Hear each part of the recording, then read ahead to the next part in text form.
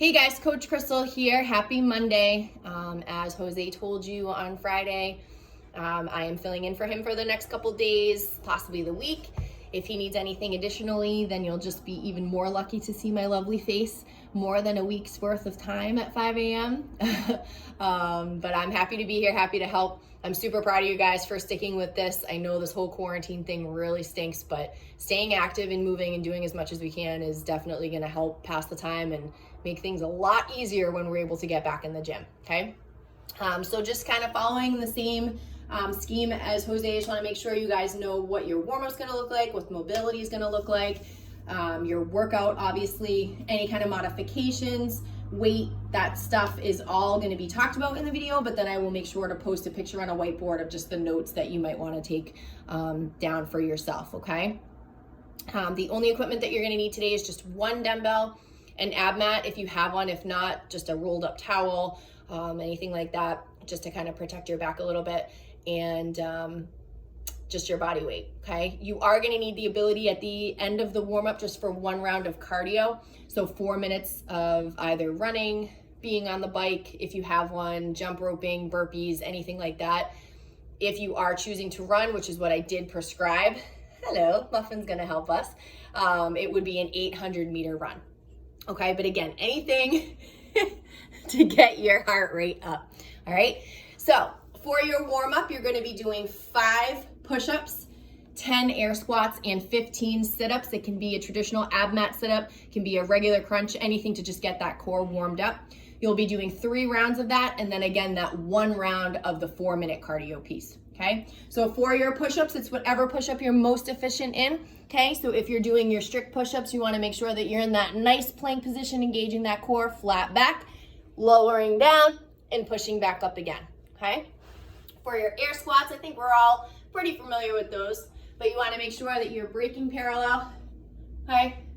Full hip extension at the top, all right? Nice and controlled. This is not a race. It is a warm-up, all right? For your sit-ups, again, if you have an ab mat, great. You can do those traditional ab mat sit-ups, having your legs in that butterfly position. Just be sure that those arms are coming all the way overhead and all the way back to the top of the toes.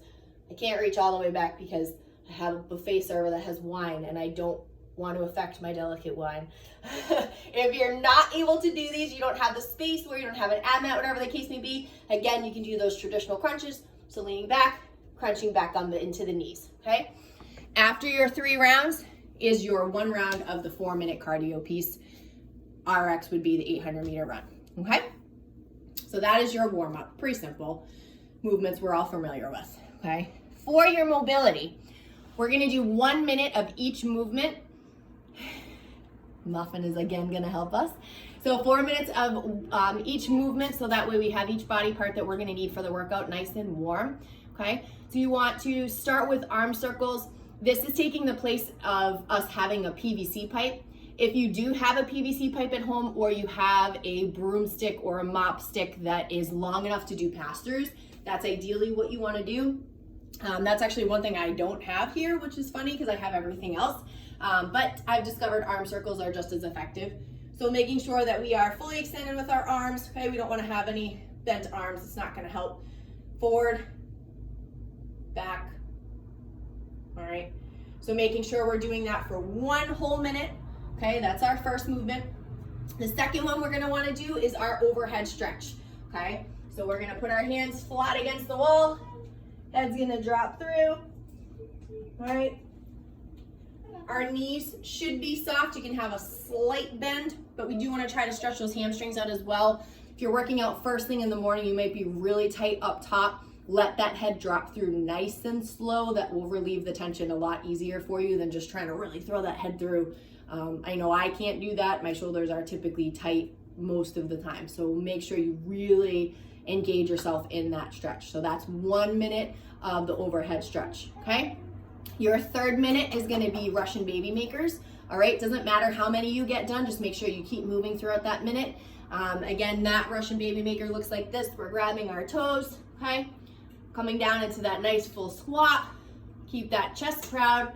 Elbows should be pushing out the knees if you're able to. And then coming back up again. Try to look in front of you instead of here when you're down in the squat, but then here is where you need to be really trying to get that nose to your knees and get that hamstring stretch. So chest proud at the bottom, not at the top. I tend to do this. I need to be reminded to tuck my head in and look at my knees, okay? So we're doing Russian baby makers for minute 3. For your 4th minute, you're gonna do thumbs up child's pose.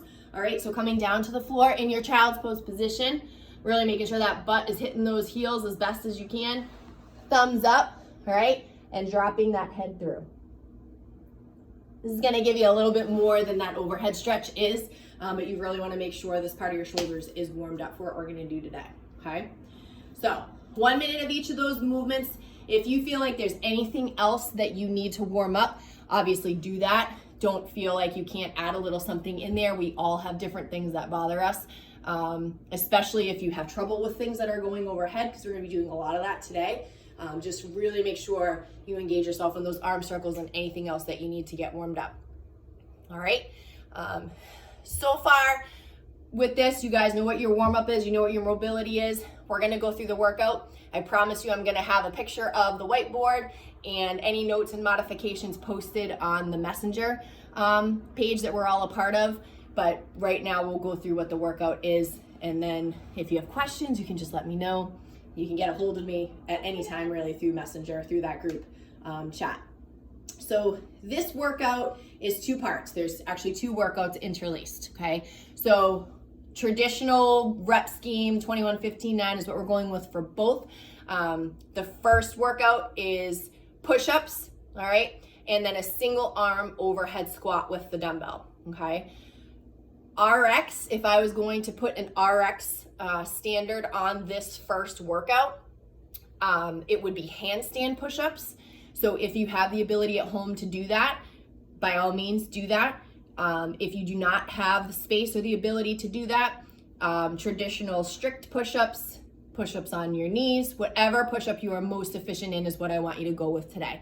The only other modification, if we were not going to be able to do a push-up, if we are maybe able to do 5 handstand push-ups, but 21 seems like a really high number, we can go with however many handstand push-ups we are efficient at, and then go with a push press. And in this point, we would need 2 heavier dumbbells because you really want that weight to simulate a handstand push-up. I would not recommend going that route just because of the single arm overhead squat. It's really gonna end up taxing your shoulder more than it's necessary, I would say. But I know that is a modification that sometimes comes up with handstand push-ups, all right? So handstand push-ups, step down to regular strict push-up, step down to knee push-ups, and that's pretty much what we're talking about for push-ups, okay? For our single arm overhead squat, we are working with odd numbers. We're not at an even number, so I recommend that you switch arms as needed. So it's exactly as it sounds. With our dumbbell, it's gonna be overhead, all right? So whether you snatch it up, whether you clean it, jerk it up, whatever's gonna work for you, okay? If you need to put that arm out for leverage, more than fine, all right? So that dumbbell's gonna stay overhead. We're gonna go down into our squat and up, okay? If we need to switch, say after 3 reps, switch arms. Again, you can either switch it midair, switch it in a snatch, whatever you need to do if you have to put that dumbbell down, overhead, down into the squat, okay? So 21 push-ups, 21 single arm overhead squats, going into 15, going into 9, okay? If you are doing handstand push-ups, you wanna make sure we're doing them correctly, okay? Just because no one is coaching you doesn't mean you get to skimp on what it looks like, all right? So we wanna make sure, taking up to our wall, okay? Feet are touching the wall, core is engaged. As we're coming down, so should our knees, okay? Big punch up, okay? So if you're doing handstand push-ups, that's what they should look like every single time. All right?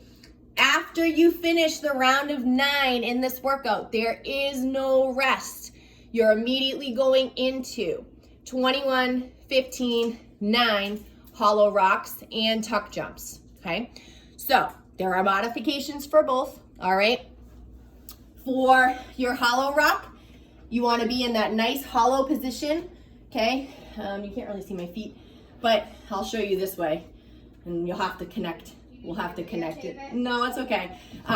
Your feet in a hollow rock should not be all the way up here. I see a lot of people doing that. They should be just hovering above the floor, okay? The whole point is this core right here needs to be engaged the entire time. If we're up here, we're constantly trying to work to keep those feet high. We want to keep them nice and low, really engage that core. Our hands should not be here, all right? We're not like, you know, flying away. They should be back here. You need to envision that nice hollow position. This is a movement that's not only good for your core, but it's also gonna help you get that muscle memory for that hollow position when you start to jump up on the rig and do pull-ups, because we're always starting in a hollow, right? So you wanna make sure that we really do this right, okay? So we are leaning back. You can use a towel or something if you don't have a rug, okay? Arms are overhead, feet slightly above the floor, subtle movement, okay? If that is too hard, you can do a half hollow, or you can put your leg down and raise one leg, okay? Excuse me. So for a half hollow, whatever part of your body in the hollow position that's stronger, we're gonna use that, all right? So if the top of your hollow is stronger, you can just raise the top, all right? And you're gonna get that nice top core piece. If the bottom of your hollow is stronger, you can keep the back on the floor, feet are up, and just move them ever so slightly. Don't turn it into a leg raise. Envision you're in the hollow and try to simulate the same movement in that half hollow. If we need to put the leg down, you're gonna bend one leg is out straight, the arms are still in the same position. So overhead, lift that leg, lift that foot that has the knee bent, and rock this way, and then switch as you need to. Try to get an even work on each side, all right? For your tuck jumps, we're gonna go over that, but for the single arm overhead squat and for the tuck jumps, the only modification that we would need to double the reps is if we're doing air squats. So for WOD 1, if you are unable to hold the dumbbell overhead, you're welcome to hold it as a goblet, all right? If you have a kettlebell and you don't have a dumbbell and you wanna try to do the workout with the kettlebell, I commend you, because holding that kettlebell overhead is really gonna hurt that wrist, but you're more than welcome to do that. If we still aren't able to do any part of that with weight, we can do air squats, but we need to double it. So in both workouts, for the squatting piece, whether it's the tuck jump in WOD 2 or the overhead squat in WOD 1, if we're doing air squats, we're doubling it. So the round of 21 is 42, round of 15 is 30, and so on. I'm so glad I haven't lost my mathematical skills yet being in quarantine, but I guarantee probably about 2 more weeks and I'm done.